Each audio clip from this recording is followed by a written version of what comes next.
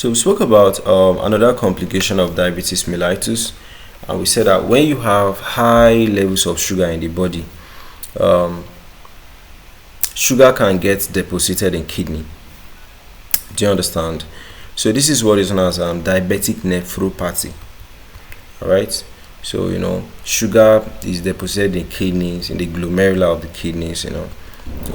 So for the treatment, we said that diabetic nephropathy, as an introduction, is a serious microvascular complication. They say microvascular because it's depositing in small blood vessels that don't really have wide space for blood to pass. So glucose deposition can even seal the blood vessel.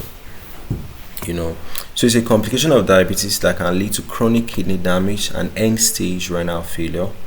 Effective management focus on slowing the progress, preserving kidney function, and reducing an effect on the heart if the kidneys are not functioning well. So for core management strategies, of course, that what is causing a diabetic nephropathy is high glucose levels. So try to reduce glucose levels to the least as you can. Blood pressure management. So you are reducing blood pressure to less than 130/80. So first line is you can use angiotensin converting enzyme inhibitors or angiotensin receptor blockers. We'll talk about all those drugs in pharmacology lectures.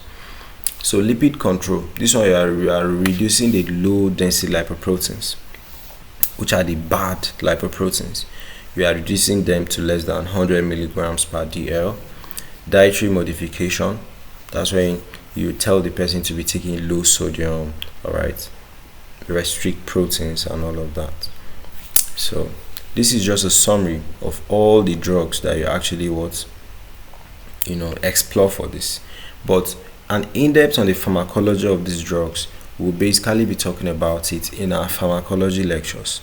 Okay, but if there's any one of these drugs which you want to know about, you can comment under this post and I'll drop you a lecture on its pharmacology.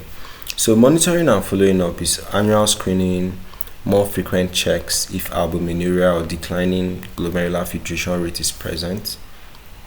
Then monitor for side effects of those drugs as I giving them. So preventing measures is you should not smoke, you should manage your weight, all right, do good exercise, patient education on medication adherence and lifestyle changes.